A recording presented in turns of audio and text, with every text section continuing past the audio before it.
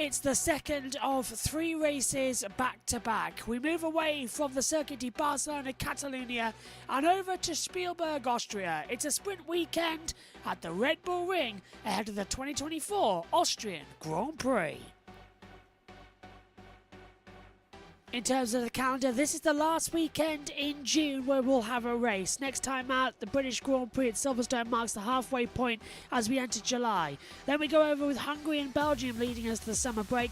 August sees us at the Netherlands, while September takes us to Italy, Azerbaijan and Singapore. October sees us in the United States at the Circuit of the Americas. Mexico then takes us into November with Brazil, Las Vegas. Then in December, Qatar, the season rounding out in Abu Dhabi. In the Drivers' Championship, Max Verstappen leads on 219 points. Lando Norris now moves up to second, 2 points clear to Charles Leclerc. Carlos Sainz is fourth, followed by Sergio Perez in fifth. Then it's a big gap to Oscar Piastri in sixth, who's close by with George Russell.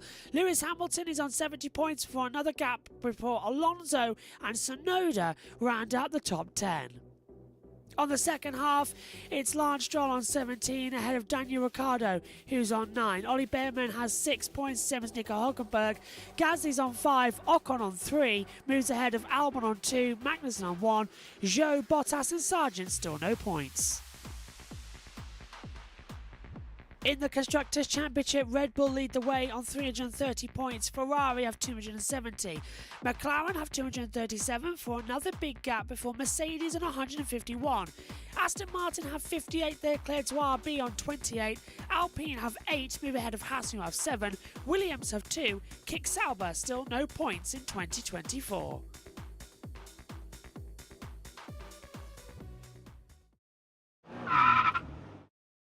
Let's take a look at the Red Bull Ring here in Spielberg, Austria. 2.683 miles, 10 corners, 3 DRS zones. It's a short track race and Formula One fans and drivers absolutely love it.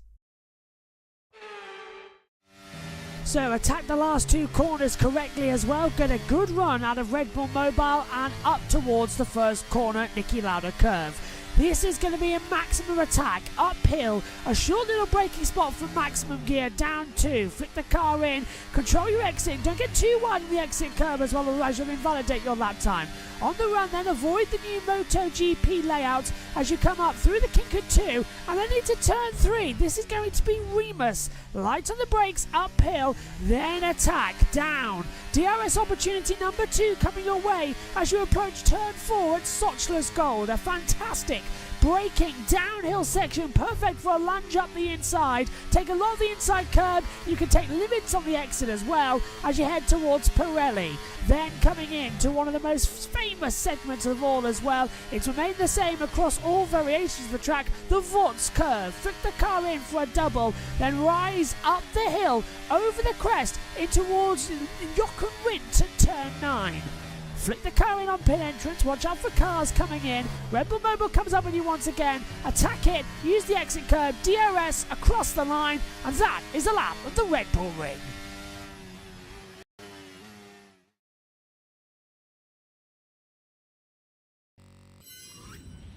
Right, hello, and welcome to the F1 Sprint. Well, right now is the pre-show. I'm currently here with Josh T. Hello, Josh T. Hello, and of course, as soon as I refresh it, I'm back where I need to be in the viewer as well. Hello, Oh, everyone. you've got Team Viewer open again. Yes, hello. Oh, good. And welcome. Shall we go down and talk to Pierre Gasly? Yeah, so first off, I just want to ask you a... Oh, he's gone anyway. He's gone. Just want to ask you a quick question. What do you think will happen during this sprint race? What is your prediction of the entirety? I mean, we've got, I believe, Alex Albon starting from the pit lane. Yes, we do. That's due to parts changed during parc fermé conditions. If the car is modified in a way that is not allowed, then you'll drop down to pit lane. So that's pit lane start from Albon. He will be hoping for an incident which has a virtual safety car or safety car to help catch up. But all eyes, I think, are to Gasly and especially Stroll, who, well, they've got contract extensions. Lance Stroll, They do. no idea why. No one knows why. The entire of the F1 community is just constantly questioning right now. We're having a look at Jack Doohan. And is it time to throw over? Yes, I think. So, 1-8. There are a few more places that need to be filled. We've had a couple of those jigsaws put into place with Lance Stroll reconfirming with the team, and the same obviously for Pierre. Any other big moves, do you think? Big news on the cards? Well, I think we're all waiting to see what Carlos Sainz does, aren't we? We're waiting to see where he goes, and, you know, some of the drivers are already coming out and saying they're going to have to maybe make their move before that seat is filled.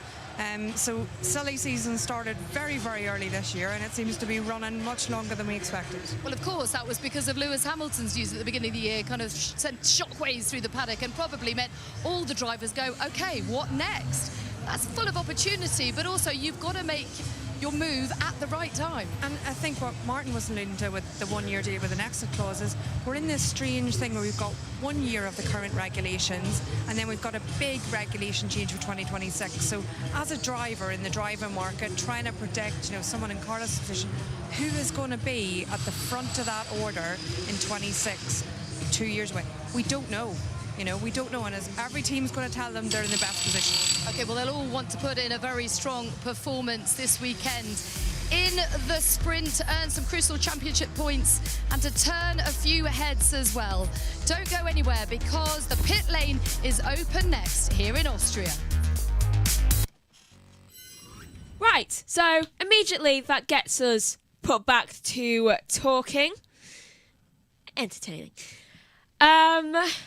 Right, so who do we think is going to actually win the sprint race? Who do we think? Well, I think it's, I mean, if Max Verstappen's car issues are done and they've been fixed, which it seems like it has, because it was running all right in sprint qualifying, but if they return, then it's all open. Of course, but I need to do my pick a winner. I'm gonna do Max. I'm gonna be hopeful, and I'm gonna say Russell. Okay. Just gonna be hopeful there. But speaking of the car issues, which Max is having, we are finding them quite frequently, aren't we? Throughout the past few races, especially. And I feel like ever since Lando won in Miami, Max has kind of been having a lot of issues come up in his races. Especially beforehand. He always seems to be having an issue in free practice now, a little bit of an issue at start qualifying. I don't know why. And obviously we saw what happened with his engine happen yesterday. Yep. And you're timed out again. On the TV. Just seen that pop up there. So, yeah.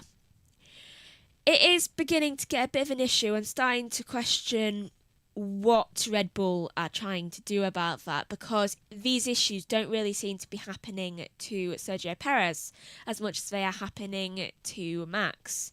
They just keep popping up for him, and now obviously he's on his fourth engine. Yeah. And he would get a grid penalty if he has another one, I'm pretty sure. Yeah, it's definitely, they've Red Bull have put themselves in a position where it is literally impossible to not get a grid penalty later on in the season. So it's not if Max Verstappen gets a grid penalty, it's when Max Verstappen gets a grid penalty. And of course, we've got to have a look at Charles Leclerc as well, because he is starting from 10th as he missed a checkered flag at SQ3. So he starts in 10th. He left pit lane too late and was not able to get round to the start line to complete another lap in time. He did not beat the checkered flag. The checkered flag went out before he was able to cross the line, and it was very close. It was at first we thought he had got it, but then we looked at the timing screen and, well, he didn't get it. Yeah, that was very, very unfortunate what happened yesterday. I'm still kind of trying to process that, but I'm also still trying to process why everyone on the field decided it was the best solution to go out 2 minutes to go. I mean, they should have factored in these possible problems. I mean, if they had, then Leclerc would have actually been able to get a time in and wouldn't be starting in 10th position. Welcome to SQ3, and if I just quickly do the thing, and we are coming back, and we will be throwing down momentarily for the pit lane open. If I press the right thing, do the right thing, and cars are not lined up in pit lane yet, so we'll wait to throw down. But that was a delayed, because here we go. Right. Passing back over now. Let's go down to Ted Kravitz. Around half an hour, 100 kilometres is the distance that they go at, and at Red Bull's home race. So not the home race for Red Bull Racing, that's Silverstone in a week's time, but the home race for Red Bull, the company, and it's Max Verstappen on pole position for the sprint race. In fact, he was the first one out of the pit lane going round to the grid, so just one formation lap on a sprint race to remind you, followed by Lando Norris. So in Max and Lando, we've got the two fastest men in the two fastest cars on the front row of the grid. And for the rest, it's an opportunity to overtake if you can, and if you can't, just treat it as a preparation for tomorrow's race. There are points to be scored, incidents to be happened as well.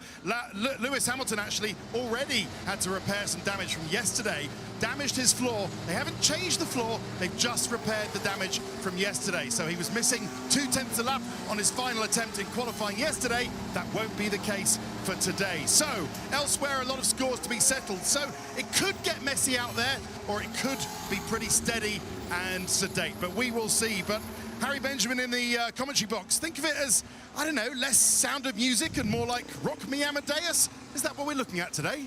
Well, are we going to get you singing either? Because I think both of those would probably be a no, in which case, although we do love your singing voice, Ted. There's a lot of intrigue, though, isn't there, for this one? Third sprint of the season. Both of them so far, though, have been won by Max Verstappen, China and Miami. And, of course, he starts on the pole position alongside Lando Norris. Once again, these two lining up against each other.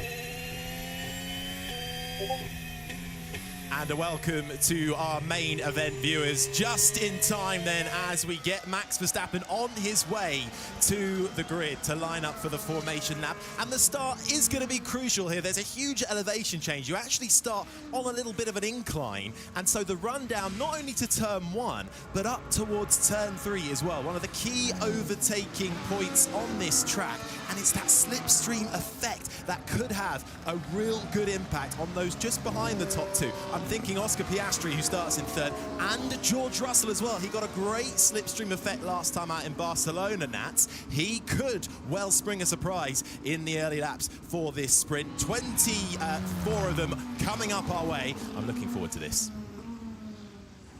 We certainly are as well, and they're lining up. So what is the key, Bernie, to getting this sprint right? I think, you know, as Martin said earlier, it's one tyre for the session. Which tyre do you go on?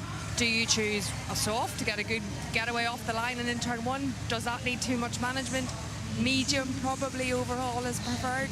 Just spoke to someone there, I'll remain unnamed, that said maybe the hard allows you to push more and have less management. So all on the table during the sprint session. So does this increased heat mean that tyre management is even more challenging? Yeah, I think they do need to manage the tyres. It's going to be a little bit, what positions can you gain initially? That's when you're closest together. It's your best chance for overtaking, as Anne showed earlier. But you will then quickly, a few laps in, need to get into a little bit of management just to make those tyres last right to the end. Okay, well, one of the big stories coming into the weekend were the changes to turns 9 and 10 to prevent track limit violations, which of course we saw multiple times last year, and Ant has all the details. Last year during the race, we saw the FIA look into over 1,200 individual track limit violations, and most of those happened at just 2 corners here, turn 9 and turn 10. But first of all, what are track limits? Why do we have them, and why are they so important?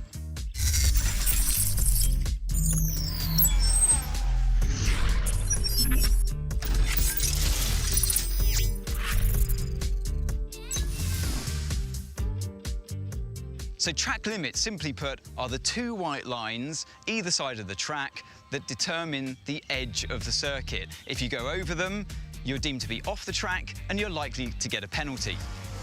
Brad's got a penalty, yeah? This guy's been off every single time. Turn 10 again. I mean, he's going off every lap anyway. On a close-up level, you can see the white line here. This is the boundary of the racetrack. And it's a lot like in football, where the boundary of the pitch is the determining factor whether the ball is in or whether it's out. And it's exactly the same in Formula One. If this inside edge of your front right tyre is over the white line, you're off the racetrack. But if any part of it touches, a lot like in football, the ball's still in.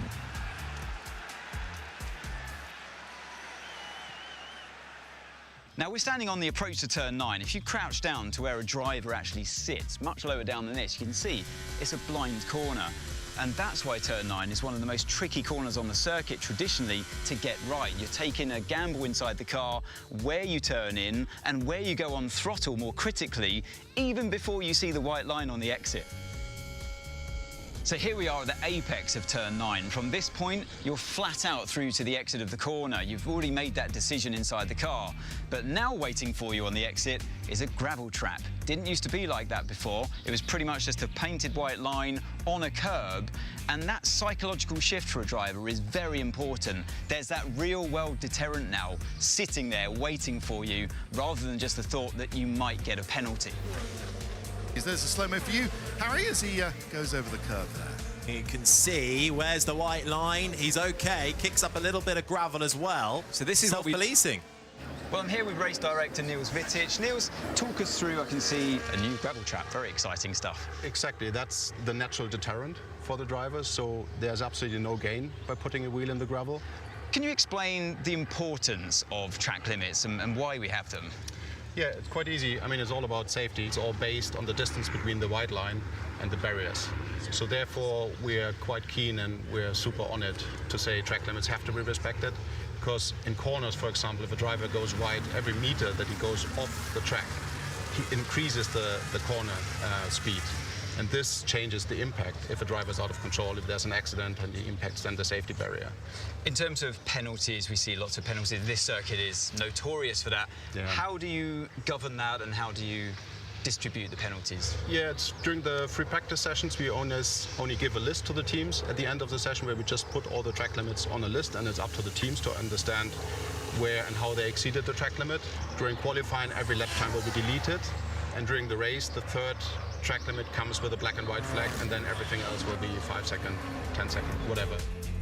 So with the changes the FIA have made to turn 9 and turn 10, as I am here, the game changes now for the drivers. It's not about how far you can run over the white line and risk getting a penalty or avoiding one. It's now about staying out of the gravel trap.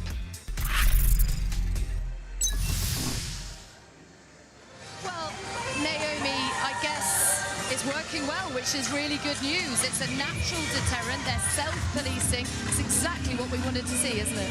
Yeah, the funny thing is, I think as a driver, when you talk about track limits, it's always such a difficult one because it isn't as straightforward as it seems. I mean, especially in these cars, you're sitting really low, you've not got great peripheral vision, so picking out that white line is really quite complicated. But then you look at a simple solution like this and all of a sudden the problem's resolved. So maybe it is a little easier than we like to think it is. But as a driver, you're always going to want to push the boundaries, and this just limits what those boundaries are to them, and therefore they stay within the lines. Well, it does beg the question, Bernie, why it didn't happen sooner? No, I think it was really well explained there by Anne, that piece, but the reason is this track is used a lot for the motorbikes, used a lot, you know, in those sorts of series, and gravel on the exit of a corner on a motorbike is just not what you want.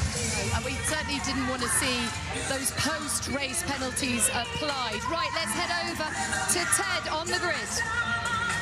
Thank you very much, Natalie. Yes, amongst the Euro pop disco, the tension is building here on the grid for the sprint race for the 2024 Austrian Grand Prix. And today, June the 29th, happens to be World Industrial Design Day, celebrating the designers who give people and F1 teams the best tools of the trade. So we're going to consider today on the grid some cool stuff that makes it happen. And I need an engineer of my own. Hello, Pierre.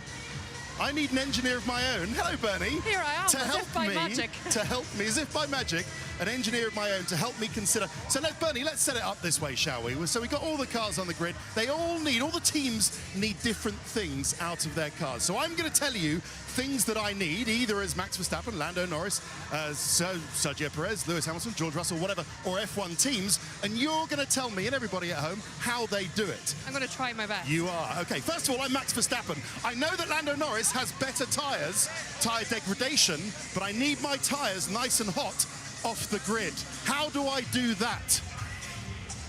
Well, the tyres all, as you can see here, are in these lovely little blankets. And these blankets, as you can see, all plugged into the grid trolley as we have here, are all set at a certain temperature. What so temperature? These tyres, the dries, it's around are set at 70 degrees. For 2 hours. So they can only be on for a maximum of 2 hours before they're fitted to the car. Okay, that's pretty hot, isn't it? It is pretty hot. I'm an engineer, and I can see that my engine is losing pneumatic pressure. Engines need air pressure to work. What can I do to top it up? So all of the teams now, like you say, use pneumatic pressure in the engines, and we use this little bit in the pit. Use this little bottle of air in the pit stop, and there will be a method on each car. It'll be different for each car, but there'll be a method of trying to fill that quickly in the pit stop. And each team actually practices that during sessions such that they can do it as quickly as possible, because it will make the pit stop 3 or 4 seconds slower. Righto, all right, I'm learning something. I hope you're learning something at home. Now, I'm Lando Norris, and my engineers, or rather I am Lando Norris, and I want to know how hot the surface temperature of my front tyres are, because I think I can get Max Verstappen, and I've got cooler tyres. How do I know how hot my tyres are? So tyre temperature in this business is everything. We have a difference between the surface temperature, which is the outside, and the internal temperature. And we have this little winglet on the front wing, which contains what's called an IR sensor. And this one here? Yes, this one here. That basically points, as we can see, back at both front tyres, and it is reading that surface temperature and feeding that information to the engineers. And quite often now, we also see it on the dashboard as well, because drivers can react or slip the front wheels a little bit less and bring that surface temperature down. Okay. I'm not sure it would have taken many industrial design geniuses to know what to do if I want to cool the car. That's just basically a lawn fan, yeah, isn't it? Yeah, the biggest fan that you can get. Okay. Sometimes with dry ice, but at any rate, the biggest fan you can get. Nice. All right, I'm now George Russell, and I've got terrible understeer in this race. I'm challenging Lando. I want to get ahead of Oscar on the side. I've got awful understeer. Actually, it wouldn't be for this race because they don't make pit stops. Yeah, but for tomorrow's race... The point is taken. Yeah, okay, good. For tomorrow's race, if I want the mechanics and my engineer here to give me a bit more front wing, in the pit stop. How do they do that? Feel free to point. Am I going to be okay to point? Someone's going to shout at me. So between here and here on the front wing tilts and moves. We can see the little green adjuster on the right-hand side. So you'll get the mechanics coming in basically with an Allen key, but an electronic Allen key. And they'll be very carefully adjusting the angle of that front wing. And one turn of the key will equate to a certain difference in front wing angle, and that will affect the car. And like you say, they do it in pit stops, they do it on the grid here based on the feedback on the laps to grid, and they'll do it based on tyre compound because different tyres need different aero balance. All right, I'm not going to look at what all the boffins are looking at, but one of the things the boffins need to know is how fast the car is going.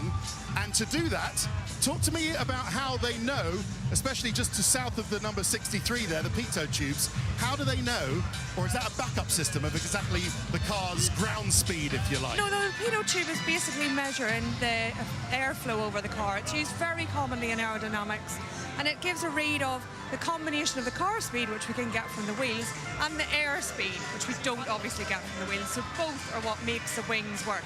That's why we talk so much about headwind and tailwind, and they read all that from the pitot tube. So you can actually see on that pitot tube how close the car ahead is. Wow, okay, great. I tell you, I'm learning something every minute. Now, if I'm Charles Leclerc, we're looking at Carlos Sainz's Ferrari at the moment, and in qualifying, you might say, Bernie, this wasn't the greatest bit of industrial design in the world because his car selected anti-stall in qualifying, and then it seemed to turn itself off. How do they fix that? Would that be an easy sort of software fix for Ferrari for the rest of the season? Well, hopefully it's something that they can understand by digging a little bit more into the data. They got on top of it pretty quickly. Simple computer off on again seemed to do it in qualifying, but they will need to understand exactly what triggered that fault. These cars are loaded with sensors, and one of them will have failed, and that's triggered the anti-stall and then stopped them at the end of the pit lane. All right. I also want to know, for the engineers, I want to get a hard download from the cars of exactly what's going on. And for that, where do I have to? I've got to get down on my knees and I've got to attach this thing. So this is actually called the umbilical, and that at this moment is connecting the car to the grid trolley where there's an engineer plugged in, checking the data, downloading the data from the race. Now, obviously some data we get live during the session, but the proper stored hard data is in that, and it is downloaded after the session. You see them plugging it in qualifying. Yep. A little sidestep, when they plug that in, it cuts the radio that we can hear. So when it's in the garage, we don't hear their private conversations. Ah, how could they? I tell you what they all do want to do tomorrow, Ferrari, is make a quick pit stop. And they very helpfully not put the tyre on so we can have a look at their front axle. Tell me about all of these holes for the locator pins for the rims. Yes, so those locator pins, if we had a rim, the rim will have not that many pins, sort of 4 or 5 pins. Yeah, that would make it rather more difficult. Exactly. Locate onto that, and you can see that those holes that they have a very chamfered edge, such that it's impossible almost to get a pin on a piece of material. So it lines up very quickly in the pit stop, and that's what makes the pit stops so quick these days. Okay, so they're just putting so many actually receiver holes that it's just easy to go straight back on with the tyre. It'll slip in very easily. I'm expecting to see on this front hub little pins to stop the wheel if it is loose. That's what I was expecting, because that's just on a lot of cars. So the Ferrari obviously have a trick system where the pins are in the wheel, retained in the wheel. One of the things with the pins, my little fact that I looked up for you, Ted, which I'm going to tell you anyway, despite the lack of pins, those little pins need to hold what we call 20 kilonewtons of force, without the nut even being done up at all. 20 kilonewtons I looked up is 2 ton, which is a white Rhino. Wow. So leaning on the wheel with no thread done up, that wheel should stay on. 2 tons. Okay, all right. Here's Sergio Perez then. If you're Sergio Perez and if you're Charles Leclerc, maybe against the away from the industrial design bit for a second, but you're coming through the grid. How are you going to deal? Do you think Leclerc, just behind us, we spin round, is going to be able to clear the Alpines fairly quickly? And then do you think Perez and Leclerc will be in their own little fight today? It's very interesting in that some teams have never seen retain the second hard. I'll just look that up for you, which teams have the second hard. But those hard tyres potentially could come into play today, and the Ferraris don't. The Ferraris only have one hard. Verstappen and Perez have two hards. So Perez could use that tyre.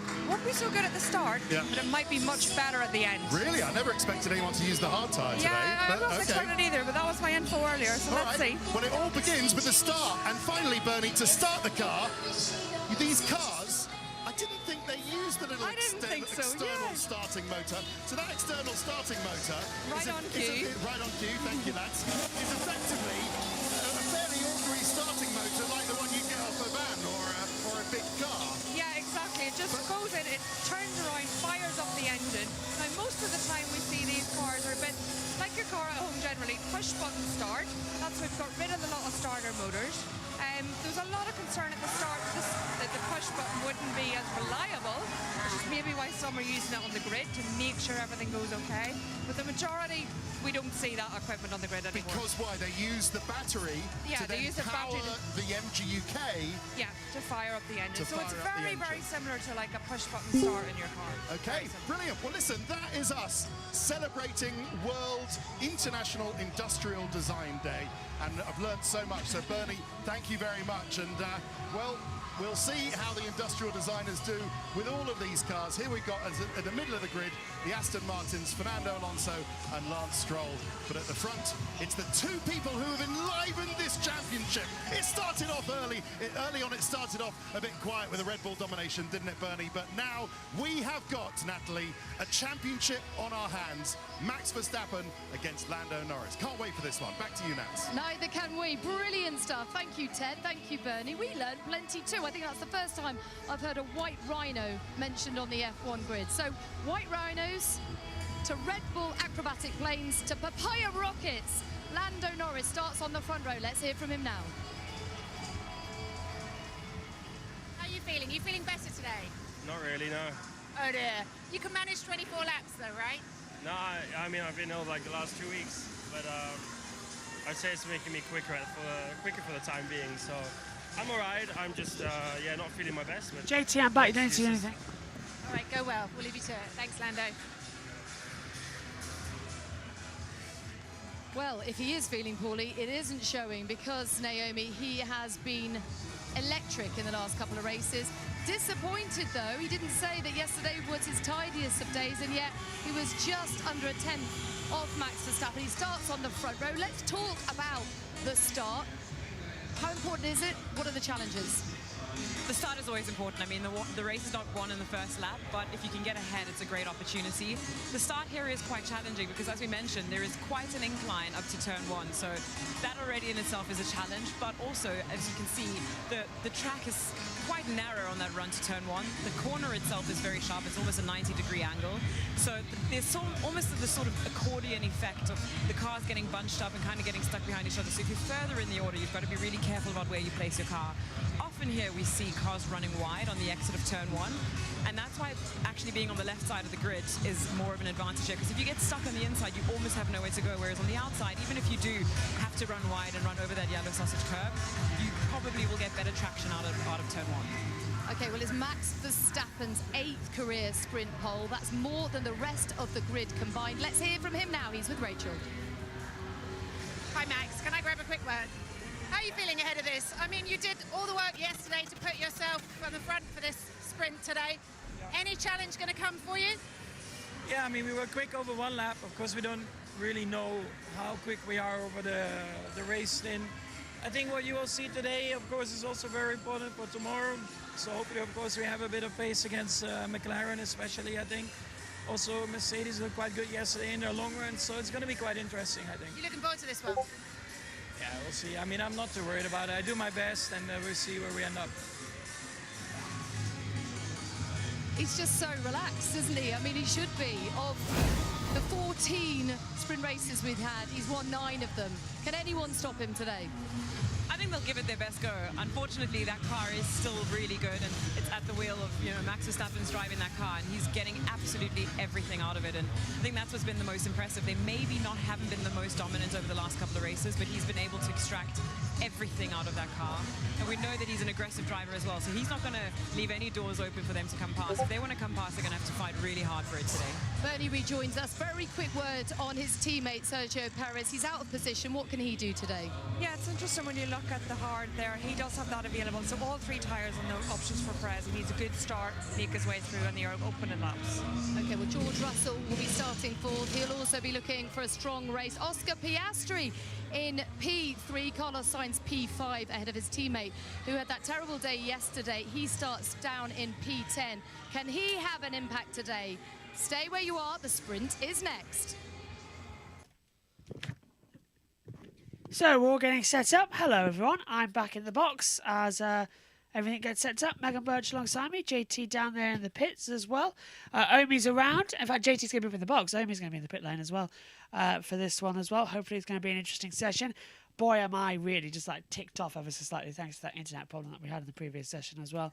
Hi Megs, how are you? Hi. Well, I've asked JT who he thinks is going to win the sprint and what thinks going to happen. So what do you think is going to happen, since I'm technically leading the pre-show? Well, joint leading, I would say. I'm going to say we're going to have Max Verstappen not win this race. He's going to have some sort of technical issue that I'll have to fix for qualifying later. And I'm going to say that Lando Norris is going to win the sprint race. Max will push the car too hard in the sprint, as he always does, and something's going to fail. Because that car has yet to do a proper race pace. I said George Russell. Really? From fourth? I'm just hoping. He needs another win. Well, Russell's best qualifying here was fourth. His best result was fourth back in 2022 as well. Finished 8th in the sprint race last year, 7th in the Grand Prix. He's recorded 2 retirements back in 2020 and 2021. So anything's up for grabs. I'll hand you back to the world feed as we're getting ready to start. Megan, do you want to take us to the pre-show pits? I don't know how. Go around saying who's going to win the race. I've already asked people. Yeah, but I think Omi is now in the box as well. I think Jess is watching along in the background, so we're not going to ask her. But well, we already know 2 people. Omi's deaf and Jess is muted. Hi. But Jess oh, is hi unmuted. Jess. Hello. You are here. Hello. Hi. Yeah, it was a nice day, so I had a nice walk with my friend's toddler. So it was lovely. I think I'm going to be bold and say Lando Norris. I want Lando Norris to win the sprint. There we go. That's my prediction. Thank you. And when Omi eventually comes on, we can find out who he wants to win. So we've got people's predictions now. You okay? Yeah, I'm fine. Just put my headset on as we come into it. Here he comes then, ready then for the Austrian Grand Prix. Megs, want to lead us in by his welcome into the Grand Prix? Right, so welcome to the F1 Sprint Race Grand Prix. 24 laps to go round, and I'm just trying to analyse things. There is 0% of rain right now. And all right, well, here it comes then. It's the Austrian Grand Prix Sprint Race, and it's live now. Going slowly. Carlos Sainz crashes into Sebastian Vettel, and again, It's another sprint victory for Max Verstappen, the championship leader, who wins the sprint at the Red Bull Ring.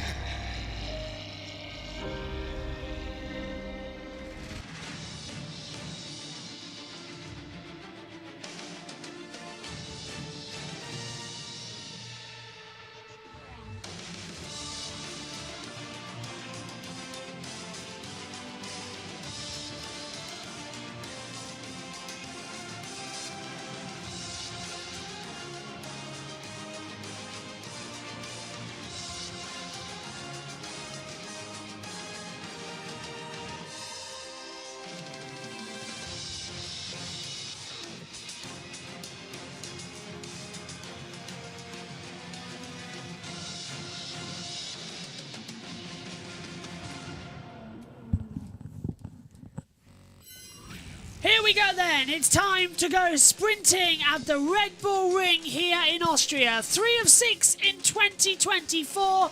And it's our back-to-back here in Austria for, again, a sprint race. One of the best on the calendar, though. 24 laps ahead of us. Unpredictable drama, unpredictable excitement. It's just the way we like it. 100 kilometres or 24 laps. No mandatory pit stops is a strategy call. 10 corners in total. The drivers, realistically, only feel 6 of them. Elevation change is high. 63 metres to run from the lowest point at turn 1 to the highest point at turn number 3. Austria is awesome. Conditions here are superb. Chance of rain is at 0% as well. The starting grid looks even better as well. A truly mixed up qualifying has given us predictably the same kind of results. Starting from the pit lane once again is Alexander Albon. Zhou Guan Yu continues his run of starting at the back of the field. How long is he going to last in Formula 1? Valtteri Bottas is 18th with Nico Hülkenberg alongside in 17th on the grid as well. Danny Ricciardo, coming match what he did in Miami, he starts 16th. Logan Sargent, no time set, in 15th place as well. Yuki Tsunoda is 14th. Fernando Alonso, 13th. Lance Stroll has 12th on the grid, with Kevin Magnussen lining up 11th. A technical issue where the car went to false neutral prevented Charles Leclerc getting on track in time to set a lap. He starts 10th. Pierre Gasly in 9th position, with Esteban Ocon starting 8th. Alpine's highest qualifyings of the year so far. Sergio Perez gets through, but he starts 7th. Lewis Hamilton on the third row of the grid is 6th. Tyres were too cold, he says. Conspiracy theories go nuts, but he simply couldn't get them up to temperature. Carlos Sainz starts 5th. George Russell ahead once again, he's 4th. Oscar Piastri's 3rd. It's like deja vu. These two can't keep away from each other. Lando Norris is 2nd, and Max Verstappen on a sprint race pole position. We welcome you up to the commentary box. Megan Birch alongside myself, Josh Birch. Josh T is down there with us as well in the comments box. In the pit lane we have Jess and Omi as well. Here we go then, Megan. 24 laps, sprinting in Spielberg, Austria. There's no place like it. The hills are alive once more, and that's 2 sprint races with F1 and MotoGP, and 2 Grand Prix with F1 and MotoGP. You do Austria 4 times this year in races as well. At least it's not 8, yeah, but like 1 year. You can't get away from it, can you? No, it's the track that literally haunts my dreams. Also, I had a really weird dream last night, and for some reason, so many different characters from different things was involved with it. Like, for some reason, Brian Griffin was in it, and so was Mr. Incredible. Of all the combinations, it's like Lego. It's like the Lego game, Lego Dimensions coming in as well. Yeah. Harry Benjamin and Martin Brundle on the Sky F1 team as well in the commentary box. Ted Kravitz is down in the pit lane for us, but JT, car's getting ready to head out on the parade lap here as well. And all eyes on Max Verstappen. Is that car reliable? No. Yeah, absolutely. And we saw what happened in practice, and well, they got it fixed for sprint qualifying. Will they get it fixed here, and will it stay fixed for the sprint race? We will have to see as the cars head on to the formation lap. Of course, different point system for the sprint. 8 for first, 7 for second, 3rd for 6th, and then 4th to 8th it's 5th. 5 points down to 1 point for 8th. Everybody's starting on the medium tyres. No mandatory pit stops in this race, Megan, but tyre strategy is still key because some have chosen new, some have chosen old. Talk us through how many laps the drivers are on the mediums. Right, so, well, every driver has chosen to go on mediums, but you can see that the ones who have chosen to go on new mediums, those are both of the Saubers of Bottas and Zhou. They've chosen brand new mediums, though everyone else has chosen about 3 to 6 lap old mediums. It's quite a nice combination between the lot, and I think the ones who have chosen the 6 lap mediums, they're going to show a lot more tyre degradation because not only have they already been worn a bit, but also they've been left the entire night just to get even more degraded, just from the cooling rot, down, rotting. The rot starts set up, then you cool it down, it sticks, it degrades, and then it heats back up again. All Not the the mess. greatest. Yeah. Scrubs aren't the best, they degrade so quick, but you can get them up to temperature quickly, but they have a tendency to overheat as well. Is Omi undeafened? I want to get a quick word from him, see what he thinks about the sprint race, if he is. No? Jess, what about you? What do you think about this one coming into it? Well, I hope see quite a few overtakes this time. I hope it's not going to be the same result as we're going to see tomorrow. I think hopefully some unpredictable. As Megan said, most people that are on news, me and Stat's going to be, I think, very crucial with the temperatures being hot as well. So it could go either way, I think. I'm really surprised that someone didn't go for the softs, like the back marketing. Yeah. But, you know, I think they're being very, very smart and safe. So it's good that they all go for the same tyres. But I think the varying strategies in terms of how long they've been on it is going to be interesting. Thank you, Jess, as well. We'll hear from Amy throughout the race as well if he's around. Don't worry, because I will get back to you as well. But we've been incredibly busy the last couple of weeks. And honestly, it's on the wrong Instagram. So maybe we should chat on Discord, right? We open your message. So we'll get on Discord together as well and get it together. And you can join the team as well for some races. Paul says, does anyone else think the F1 calendar is far, far too busy? In important to what I just said, yes, it is. Time, though, to go sprinting for the third time this year. 5 red lights will come on. You know the procedure. 24 laps for an F1 sprint race here in Spielberg, Austria. Green flag at the back. Rebecca's yet to press the button. Is there a problem? And an aborted start. There isn't a problem on the grid, so she's noticed something. And is it Max? So he gets away. So everyone pulling away. So there is a problem on the grid, and an extra formation lap has been decided. So it will be a 23-lap race here in Spielberg, Austria. So well, everyone's getting away from the grid okay. Is it a car in the wrong position? We've got a... no, everyone's pulling away. Is it the Haas of Hulkenberg? Well, we've got 3 cars stored on the line. Wait a minute. Hulkenberg gets going. Is it a Sauber? No, they've all pulled away. Why do we have an extra formation lap? There's no need. I do not know what the problem is there. I don't get it. Have they just forgotten that Albon's in the pit lane and they've just miscounted? They've miscounted, yeah. But Albon was starting last anyway, so they haven't rolled forward in the wrong grid slot. So, yeah. Could it be that Albon wasn't ready in the pit lane, so they just did it again? Well, that's usually not the case. If Albon's not ready in the pit lane, they wouldn't have bought the start because they'll just start the race. If Albon's in the pit lane, yeah. So it can't be that. Or it could be there could be an issue out on track which we haven't seen. Albon's at the end of the pit lane according to our driver tracker. There's no sign. This is a very strange situation. I was expecting to see... But we don't know the reason for. Yeah, I was expecting to see drivers coming down. Look, it's going to be a 23-lap race now. Timing tower has adjusted at the top of us. No one seems worried in the garages. That is very bizarre. I'm just checking that we're not missing anything now. I'll tell you what, they're onto the grid. Right. Tell you what, Megan, you can do it. All you've got to do is press start record. So, the tempo, you can just want to press start record. Oh, by the way. Yeah? I've been crossing off on a list here so that you know when. You're doing it too? I'm doing the same thing, look. Need to get that updated. Okay, so, what? Photographers standing behind the barriers at turn 1, posing a little bit of a safety risk. So that might have been the reason then as to why we had the aborted lap and we went round again. So thank you very much, Harry Benjamin there. So photographers... Surely they won't be allowed to do that. No, so they were standing behind the barrier in the wrong position and it was a dangerous situation. So they aborted the start because if there is a crash in turn 1, those photographers are going to get wiped out like 10-pin bowling. Which is exactly why last time out Danica Patrick should not have been where she was. Bang on as well. So Albon has been sat at the end of the pit lane the whole time with cold tyres. So Albon's now, he's gone to the end of the pit lane now. I can just see him in position. He's a 6-lap old too. Yeah, here we go then. And he hasn't done an extra lap, of course, behind on the formation lap, so it might be a better start. Are we going this time? Green flag at the back. Rebecca, we look to the lights. Are we going to have another aborted start? No. 3, 4, 5 lights.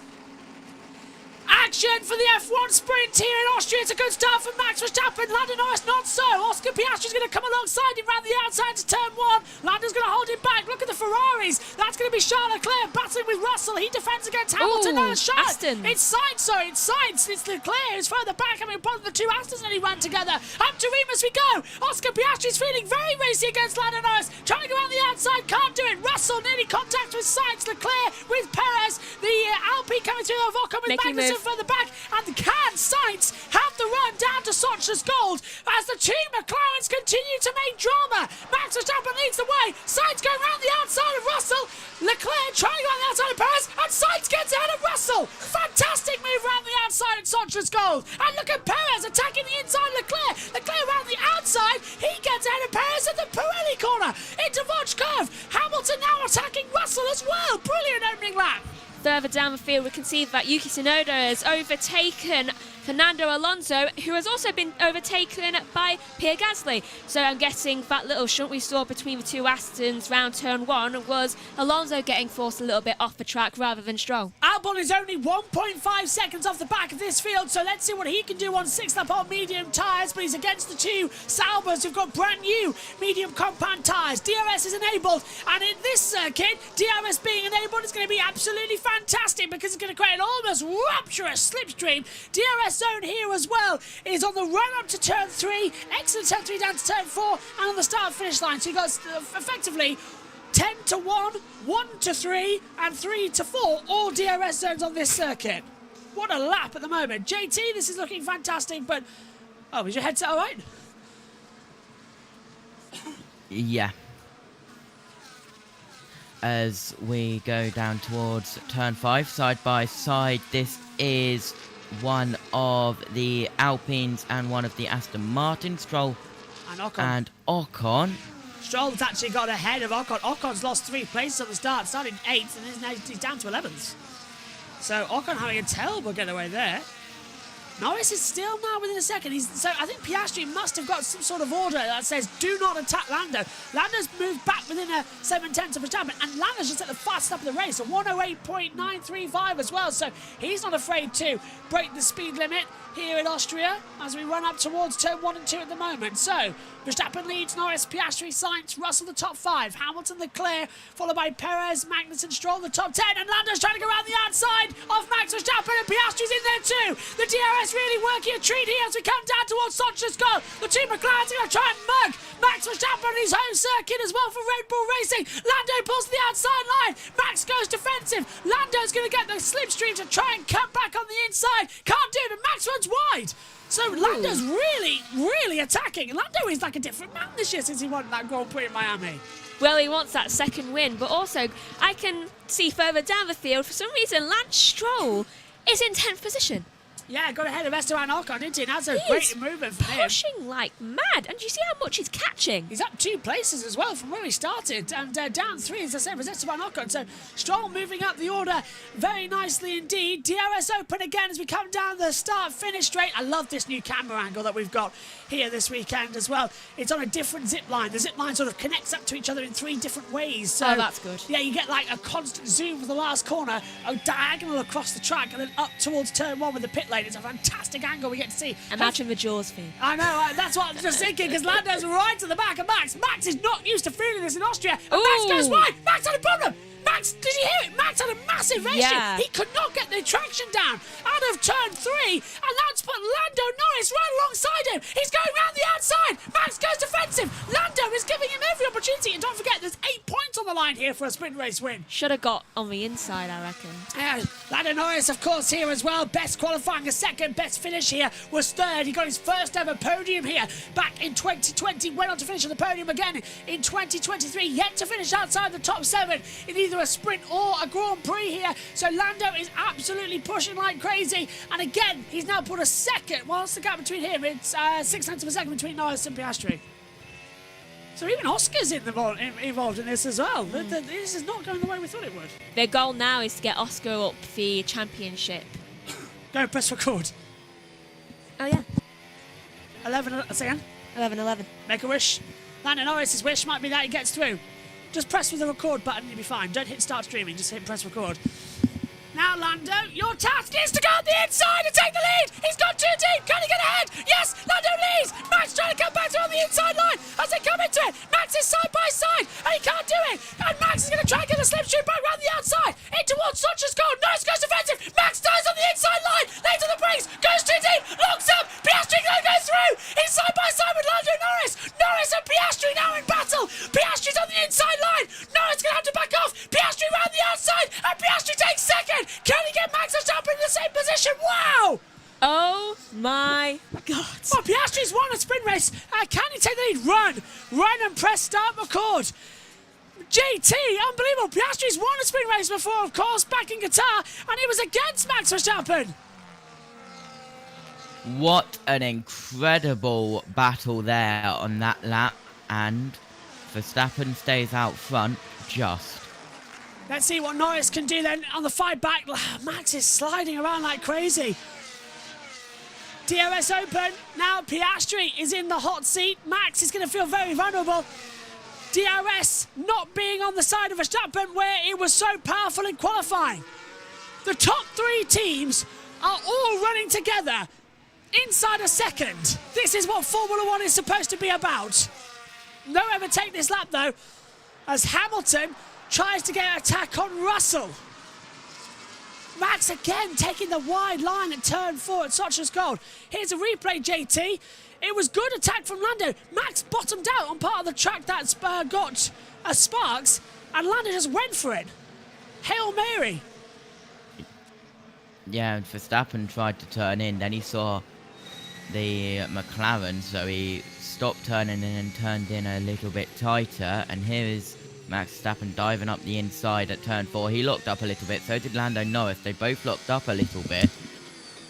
Then on board with Oscar Piastri, just watching this happen, and he just slid up the inside of Norris. Oscar Piastri's front wing very nearly got took off by Max Verstappen up at turn 3 when Max went wide and Oscar Piastri tried to dive up the inside as well. Nothing's changed at the moment, but Piastri's closing on the DRS as well. Max, there's the Verstappen radio. I'm flipping way too much. Yeah, sort it out, Max. That means he's charging the battery up. Yeah, and it's I told you there's a problem with that car coming through. Did you hit start record? Yeah. Oh, good then. Thank you very much. That's for the Moto3 race that you'll see on Monday as well. Love is love. Lewis Hamilton's helmet says as well in the middle of Pride Month here, of course, but he's not going to be loving his teammate too much of George Russell.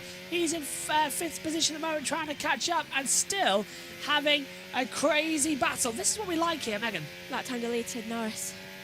Turn 1, lap 6. So that was on the previous... Oh, so he must have really cut the corner then to go over. We'll keep an eye on it all. Lewis again just having a way through.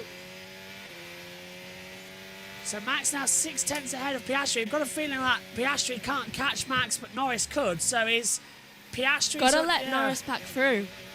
That's what I'm thinking here. Don't think Piastri, who has... He's got 10 lap on tyres and he's keeping up with Max. If he's just pacing himself, I don't know. Oh! Russell trying to go around the outside of Sainz. That opens the door for Hamilton to try and come through. Who was that going straight on the track? It was Leclerc, and here comes Russell. Russell pulls to the outside line of Carlos Sainz on the run down towards Sochi's Goal with the DRS open. He comes across to cut the circuit and gets ahead. Maybe what would happen if your headset was literally so more knotted. It's not around there. Oh, okay, that's why it's not working then. There you go. That's why I nearly just took my head off. Megan nearly doing Alex Jakes and stepping on a headphone lead. Let's have a look back at this. Yeah, it's just straight off. We can't afford to replace the £158 headset. Well, you can in a few months' time, so you can do it.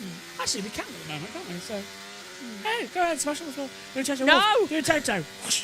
No. I like this is Russell. Again, so much nicer around the outside and cuts off Sainz perfectly. Liking this. Back to live action. What are you so annoyed about? The McLarens. That clipping's not supposed to happen either. Yeah. Must be a short out on the lead somewhere. Oh, graphics have failed. On the timing screen. Well, thank God we've got ours. Yeah. Saying that, we've lost JT. He'll come back in a minute. Yeah. Nicely done. So the graphics have failed on the world feed. That's really annoying me now. Is he back? Yeah. Yes. Listen to that in the background. So, graphics have failed on the world feed, but we've got them here. Verstappen leads from Piastri, Norris. Norris with a fast start, 108.9. And yet... He's dropped a second behind Piastri, yeah. Feels like I'm commentating... Has he been told to back off? Could have been, yeah. Feels like we're commentating on a 1990s race with just the TV pictures. Martin Brundle must be feeling very at home right now when he was commentating. We didn't have graphics. The kids don't remember. You don't remember either. We didn't have graphics on Formula One until 2004. I wouldn't be able to remember. I didn't exist. That's what I said. Our view of Formula One was very much like this, but every now and then a little screen would pop up with the top 4 on each. So, and it used to be 3. That sounds so 4, like 4. hell. Yeah, no permanent lap counts. So every now and then it come up like 3 laps to go. Leader, Michael Schumacher. I remember doing that for Hungary. I remember watching 97, and I remember there was no graphics until like certain moments and stuff. See, Jess remembers it took a while to keep up, but yeah. Back in the day when you used to have to be a super fan. In 97. I'm glad I was born when I was. Actually, actually, no, wait. I don't know. Back I in can't the remember. Well, back in the day, I was with no graphics, back in the day, you had to literally listen to the commentators. Murray Walker and Martin Brundle were the only reason that you knew what was going on. So there's the Ferrari garage. But Murray Walker and Martin Brundle were great though. I'll shut up. They were no worries. They were the golden team coming into it. As a little bit of dust kicked up there from George Russell. Russell's 4th, Sainz is 5th, Hamilton is in 6th. I'm saying this in case you're watching along but have synced up TV pictures. I know people take our radio coverage and don't have access to the YouTube feed. So if you are, that's what's happening. And Megan's pointing out that Verstappen is faster in the sector 2. What are you pointing out? 8, 2, 2, 2. So Verstappen's faster in that middle sector compared to everyone else, yeah. 30.2 compared to a 31.9. Yeah. There's also this bit. Sector 1. He's slower. He's only making up for it in the second sector. You're right. Yeah, I see your point now. So Max is fast in the middle sector, where we would assume that Red Bull would be fast. We're now watching the battle between the two Alpines. So this is Magnussen 9th, Stroll 10th, Ocon 11th, Gasly in 12th position. Further down on the field, as they come through into Socha's Gold at turn number 4. Nicely controlling the accelerator at the exit as well, just keeping the throttle ever so gentle. But Magnussen looking a bit better actually. And of course, he's up 2 places from where he started. Biggest winners at the start, Charles Leclerc up 3, of course. Biggest loser at the start, well, I think it's Ocon and Gasly, both down 3. Not a good day for Alpine. Alpine just can't get the traction in further on. And I've never been more thankful in my entire life to be standing in the commentary box surrounded by timing towers. Because you really do forget how much you actually focus on the world feed to help you out, don't you? And when that just goes blank, the timing screens come in handy so much. Especially when they go aerial view. It's just like, so I'm going to have binoculars. Gasly is the car trailing. Esteban Ocon is just coming up here. Look at the speed. You got the DRS as well. That's showing off. And look at the closing speed. Gasly's looking on the inside line. He's going to have a traction here at the exit of turn 3, down towards Socha's Gold. Now, DRS open again for Gasly. Ocon will have it as well as he's in DRS range of Lance Stroll. We ride with Pierre Gasly now into turn 4 at Socha's Gold. There we are. Norris has finally got fed up with having to stay back from Piastri. He's finally catching his time. Yeah, he's still got a fast lap, but he was the fastest of the runners. Last lap time for Verstappen was a 109.572. Piastri 109.714. Norris 109.538. So Norris just ever so slightly was the fastest on that order. What is going on with this today? I have no idea. I think there might be a loose wire. Yeah, well, everything's going a bit loose. Clearly, it's not just us having I'm going under the table again. I knew you would. It's driving on the wall. Now we've lost TV pictures totally. Oh, great. What did you press? Nothing. We're back. I touched nothing. It's one of these days. Right. Now we've got some form of graphics, basic graphics to be that, if we can put that up. Today you're battling against. It's before I was born. Oh, it is actually. That is used to be what happens as well. Ocon goes wide. Gasly's still trying to have an attack back. It's lap 13 of 23. We have 11 laps to go if you're watching us. And I have noticed our viewership has boomed, by the way, because we must be the only ones with graphics right now. So, with timing towers. I know why that's clipping. Why? I'll give you one guess. What? Driver tracker. Oh. I just thought it was a loose lead. I know why it's clipping now. The driver tracker's clipping it. Do you want to turn that one off? No, because it also might be Discord. Well, it can't. Because now that I think about it, it was clipping before when that driver tracker wasn't on. Right, we'll keep it out then. We ride with Now, let's go back to the pictures. If we missed something here, we haven't got the graphics to tell us what's going on. We do. Well, yeah, but not on proper onboards. We ride it with Esteban Ocon on driver's eye. Formula 1 right now must be having an absolute paddy. Oh, hang on. The F1 logo's gone. They might be resetting the graphics package finally. Finally. It's only been, what, 7 laps? This happened once in Australia in 2016, I think. Or 2015, one or the other. Every time with a race starting with Aust. Yeah. I think it was Australia 2016, the graphics failed. So it took a long, long time. Look, if we can put on these stupid F1 sprints and think we can have the graphics back. JT, just give us a wave, would you? Are you waving? Hello. Are you waving? Give us a wave. Yes. Hello. Yeah. I'm waving. Hello. It's all laggy. Do you know, when I was really little, I used to always mix up spelling Australia and Austria. Do you know how many people on Twitter have said, oh yeah, we've all forgotten we're all being confused with Australia this weekend in the hashtags. Max has pulled out 2-second gap now to Piastri and Norris. Norris really needs to get ahead of Oscar here. I also couldn't spell Australia properly until I was like 10. I don't know why. It messed me up every time. I was like, okay, like this. That's not how you spell it. Hey, I've got time for lunch after this. Woohoo! High five. Lunchtime. Right, we're riding with... Oh, now we can put a little stupid Turn 5 graphic up on the screen. Come on, get us... Oh, F1 logo's back. Josh. And the halo's up. We might have graphics back. Yay!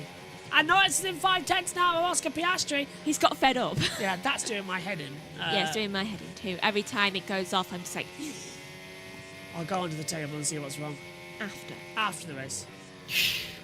Well, this is what... JT, do you remember the original sprint races back in 2021?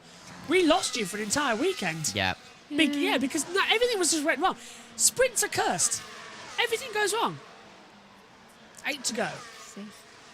Our television monitor, which has the driver tracker, well, the big driver tracker, I've got one up here that I look at more, but Megan's got one that she looks at. And then the monitor with JT, Jess and Omi on, it's glitching like crazy. Yeah, that's doing nothing. Yours is moving. Yeah, so's yours. Mine looks like a snail is dragging it behind. Look, I think I need a new laptop or computer. If I had another computer, like I've got that one, we'll be fine. I want a more powerful streaming PC. 4K footage everywhere. 4K camera. There. Zooming on you and your crabby face today. I said crabby. Replay. Hey, we've got replays. Hey, it looks like the graphics are fixed. Here's Daniel Ricciardo then. And he is attacking Logan Sargent. He gets ahead of him down to Sochi's Gold, so it must be an easy manoeuvre. It is an easy manoeuvre. It's Logan Sargent. It's not exactly going to be difficult. These two drivers, not the best reputations at the moment. By the way, Logan Sargent didn't crash into the barrier. That was in the car park, like David Coulthard said. It was Alexander Albon. Wrong Williams. Well, David Coulthard should know all about crashing. Nice, had a lap time deletion. Lap 16. Well, he's pushing so hard, he's forgetting where things are. Still turn 1. Everyone's been turn 1. Even Alonso on lap 7 had one. Look at how close they are now as well. Norris wants to have a go. He's just like, that's my position. I love how they've just given up and they've just put the driver tracker on the world feed now. But it's like, people want to see this battle. What has happened to the timing tower to have such a cataclysmic failure? How have they got the backup old one? Hey, maybe that's why they had to abort the start. Well, computer glitches might be somewhat there. I bet they really pressed start, but then it was just like, aborted start. It's like, what? Well, we had that problem back in 2000, actually. In 2000. Actually, what a side rant here. David Addison, I'm going to ask him and not kill. Why did he say 2005 instead of 2005? I want to know what he calls 2000. 2000. 2000. 20 nothing. Yeah. I want to know what he calls 2000. 2, a bunch of zeros. It's 2024 or 2024? 2024. No one says 2024. 2024, yeah. Say again? No one says 2024. I It's do. 2024. I say on the 2024. What? Yeah. It's 2024.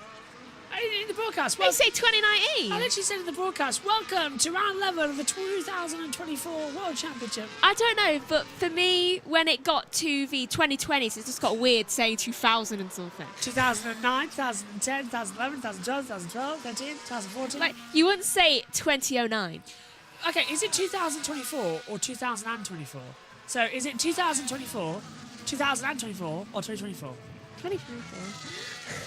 Because you could say 2005. Yeah. But you'd have to say 2005. Yeah. I wonder why that dialect's the thing. 2005. Sounds easy to say. 2009. But 2009. It's weird, isn't it? Yeah. Because the last bit is and 2010. Yeah, you just have to add the and. Anyway, side rank. That proves how much is going on the track at the moment. 2005. Sprint race is too long because, look, we've got 5 laps left. The tyres are all degraded. No one can catch anything. Verstappen's pulled 3 seconds out. The only one who's doing any catching of anything is Norris. Do you know what I want to say here? Weirdly out. Controversial. Let's go back to 2011. Yeah. We had Pirelli tyres that could only do around about 10 laps, no matter what compound they were on. That's what I want. Constant drama. Gavin Jones says, MMXXIV, I'm old. Roman numerals. I don't even know what this year is in Roman numerals. It's that. 2024, yeah. Yeah. Well, it's copyright thing. I'm good at Roman numerals. Copyright use Roman numerals. We do. Yeah. I'm good at Roman numerals. I once had a friend ask me, like, what's this in Roman numerals? It's like, that's 50. I must admit, if you're watching this sprint race at home, I wonder how many people have turned off because they haven't got the graphics. And they just come up to us, say, talking about Roman numerals. Well, if you're watching along at home or listening on the radio and you don't have access to TV graphics, this is what we stand at. We have 4 laps to go. Verstappen leads, Piastri, Norris, Russell, Sainz, Hamilton, Leclerc, Perez, Magnussen and Stroll are the top 10. Ocon, Gasly, Tsunoda, Alonso, Hülkenberg, Ricciardo, Sargent, Bottas, Albon and Zhou take us down to the 20. Qualifying coming up later today. That is at 2:45. Sorry, mate. Right, I think I'm in here for the rest of the day. So after Moto Race 2 can be up to back. Yay. But you see, after that, well, I'm still in that. That is true. So I can't have my laptop back until that. Yeah. Swings and roundabouts. I just realised I've got very Austrian today. Red shoes. I'm wearing red. Can I get my leg up there? Hang on a minute. I can help. Yeah, there you go. Up. Hang on. Side. There you go. Red trainers. Usually I wear blue, but I've gone through them, so I'm wearing my normal everyday shoes. Whereas I'm just wearing black and green. But you're wearing your everyday shoes as well? Yeah. Could someone buy me a normal pair of Combox trainers? Work trainers, please.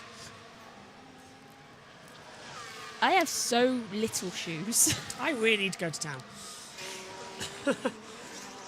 Piastri, but oh look, Verstappen's fast. He's 3 seconds ahead. With 3 to go. I need another leather jacket. That's what I collect. I collect leather jackets. Can I just say? I'll say one thing actually. Harry Benjamin must feel like in a time warp right now. He's commentating with Martin Brundle, and there's no TV pictures of graphics. He must be like, welcome to... What The back! The back!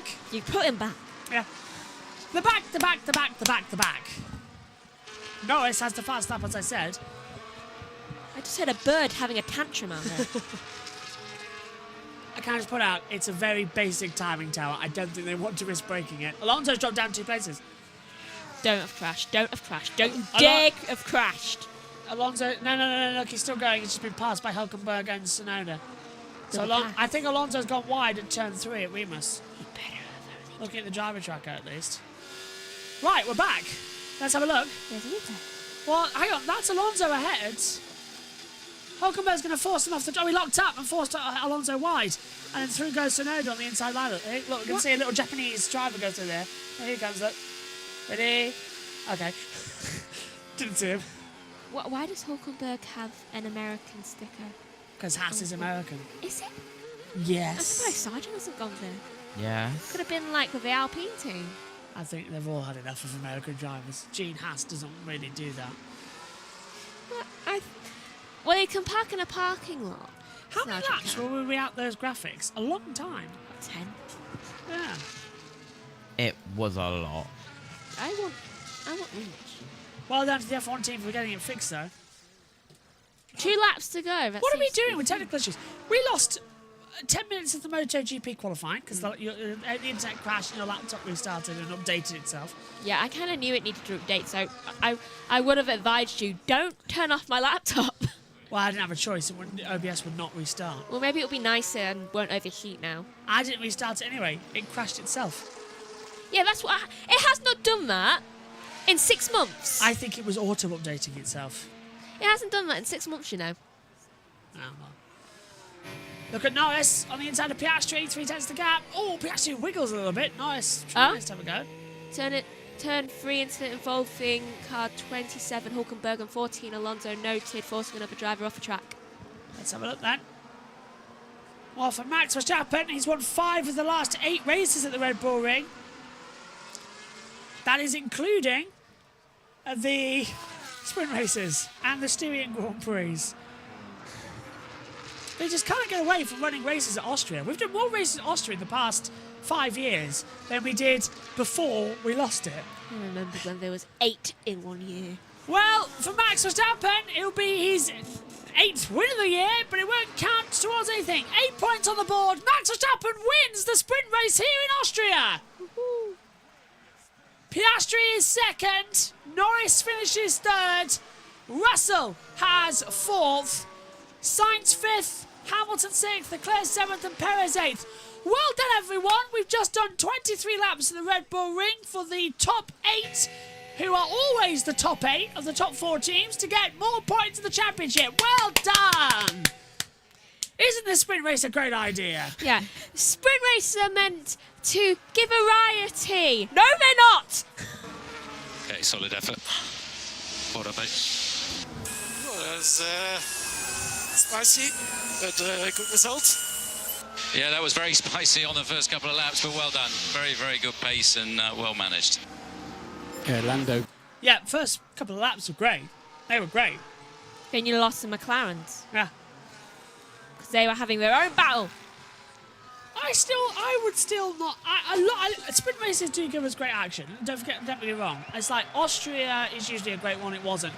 The greatest race though for the sprint track, that's got to be Interlagos. Interlagos always gives us just brilliant action in sprints. But Can Max slow down? You can't argue that the points aren't fair, because the points are for the top 8, right? But the top 8 in this race are the same 4 top teams. Every time. So it's not really helping, is it? No. It's always them. Yeah. Well, Max Verstappen gets it again on the podium. Failed to finish here, of course, in 2017 and 2020. The only times he's failed to score at the circuit. Well, sprinted. Let's give you an update where we're going for the rest of the day. A little bit of a break now. Not that much of a break, though. I'm slightly annoyed it's 11:35. That took 35 minutes. Oh, that took 28 minutes to complete. We had the aborted start, didn't we? That screwed us a little bit. It's 11:35. Yeah. I need to turn off. Well, you can go now and do it for that. I don't think the race is finished yet. No, it hasn't yet. An update where we are. Where are we? 12:25. You can join us for the F2 sprint. 1:15 MotoGP sprint. 1:45 F1 qualifying, and then we're into 3:25. Jess will take you through FP2 of Formula E, and then we've got qualifying at 5:30 and race 1 at where are we? 9:30. That's race 1 for Portland. I don't know who's joining me in the box that one, because Ed's not here until tomorrow. So I think Jack's around. JT, you around for that one? Formula E. Yeah. What time? 9:30 tonight. No, I'm not. I'm at Ringwood. Oh, you are at Ringwood, yeah, sorry.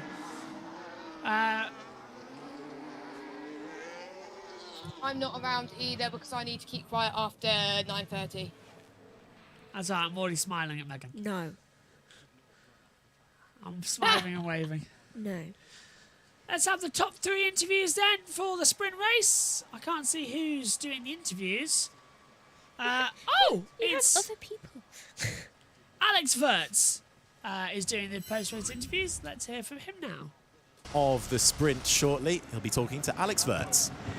Well done, third position. I'm pretty sure you would like to be a bit higher than this. Yeah. But nevertheless, it was a sensational sprint for us to watch. But please talk us through those few Grand Prix races. I mean, a good race between us, especially with Max at the beginning, was good fun. Yeah, probably some things I definitely should have done a bit better in my battle, but I understand that, and the pace of the car was very strong, especially the end of the race. And I had a good battle trying to get past Oscar, but just didn't have enough speed with how much you lose in the middle sector with the dirty air. So it was a good race, a good load of points for us as McLaren, so a good job to the team, and of course Max and Oscar for the podium. Yeah, you think as a team you could have played more together with Oscar and you to get Max today? I don't think so, honestly. Like there, we're fair to race, and yeah, it was just too difficult to get past. But the pace was good. I don't think we would have had probably the pace to go with Max. I think he was maybe that little bit too quick for us today. But tomorrow's another day, and we'll try again. Yeah, thank you. A quick one before the other colleagues are ready. I think you've worn them out today with the pressure you applied. Lap 3, fantastic dive bomb. So my hats off to you. Maybe talk me through your mindset in this aggressive move. Yeah, I think a little bit like I saw at the end. I think once things settle in too much, it's difficult to. Once the tires get too hard, it's difficult to do too much. So I had to make the most of my opportunity. Yeah, then I messed it up and left the door open like an amateur. So, yeah, like I said, some things to improve, but we're there and we can definitely give them a fight tomorrow. Thank you. Thank you.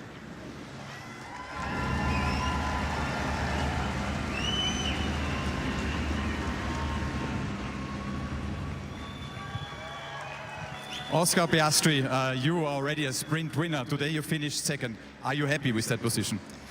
Yes and no. I think, yeah, obviously started one spot, finished one spot higher than I started, but yeah, just didn't quite have the pace in the second half of that one. And yeah, I thought Max and Lando were going to pave the way for me to come through at one point, but not quite. And yeah, some things to look at for this afternoon and for tomorrow's race, but we'll definitely take the points. A really good haul compared to the other teams around us. We still need to ask you, lap 5, an ice-cold, beautifully executed maneuver. I mean, you just needed popcorn. You had the best seat in this battle. Talk us through, what did you think about when they battled? Did you plan it and your execution? Yeah, I could see that they were battling quite hard, and into turn 4 I saw the move was quite late, and yeah, I knew that there'd be an opportunity on the exit. I was hoping I would get both, but yeah, just bided my time and yeah, tried my best. I think I had probably one opportunity to try and get Max the lap after, but yeah, just didn't quite have the pace after that. So yeah, in that one, being patient at the start paid off a bit. Thank you, and all the best for tomorrow. Thank you.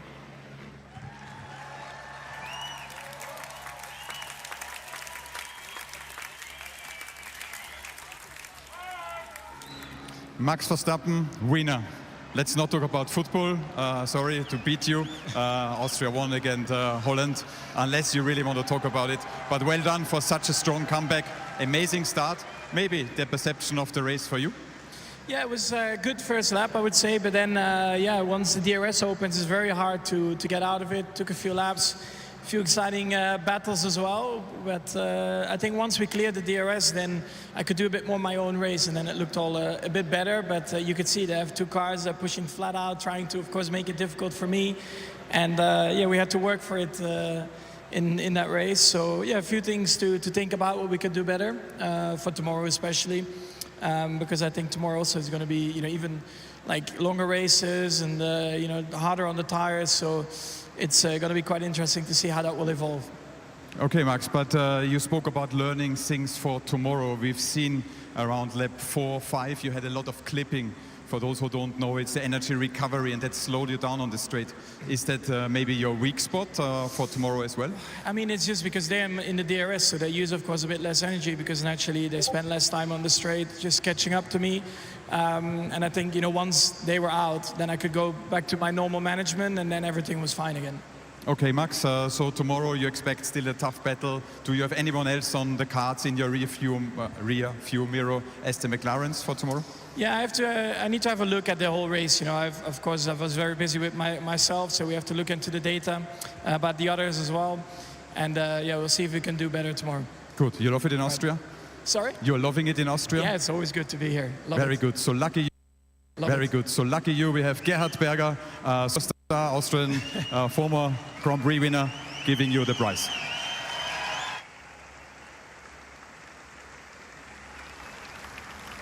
We all love it here in Austria. Congratulations then to Max Verstappen, a 10th career sprint win. Yeah, well, top 10, not too bad. Here's the official results then. From this one, it's Max Verstappen victorious, Oscar Piastri in second, Lando Norris finishes third, Russell fourth, Sainz fifth, Hamilton sixth, Leclerc seventh, Perez rounding out the last point in eighth. Magnussen goes ninth, with Stroll in 10th. Then we get Ocon 11th, Gasly 12th, Tsunoda 13th, Hulkenberg's 14th, Ricciardo 15th, Alonso 16th, Sargent 17th, Albon 18th, Bottas 19th, and Joe in 20th overall. Closing thoughts then. Let's go over. Is Omi back, JT, by any chance? Is he here? Nope. No. Okay, so we'll go to you then, JT. What did you make of that sprint race overall? I mean, it was a good first 5 laps and then it kind of died off. The graphics also got a little bit fed up of how quiet the race got after the battle. But it was a really good battle between Max, Lando and Oscar, and we'll see if there's any more battles like that later on tomorrow in the race. And we'll see if the qualifying later on is as close as it was yesterday. Qualifying coming away at 2:45, but before that we've got the F2 sprint at 12:25, MotoGP sprint at 1:50, followed then by F1 qualifying at 2:45. 3:25, Jess takes you through the world feed for Formula 2. So for FP2 at Formula E Portland, qualifying for that will be at 5:30, and the race 1 at Portland will be at 9:30 as well. With Joe and Nicole trackside, Joe Samaniego and Nicole Fry for the Grid Network team, trackside on site as well. My thanks to Jess, Omi, to Josh and to Megan. We'll see you later on for when we get started for qualifying for the main Grand Prix in Austria, but for Max Verstappen, a 10th win in the sprint. Well, it's simple. There's only one question when we come to Austria. How do we solve a problem like Max? We'll see you soon. Bye-bye.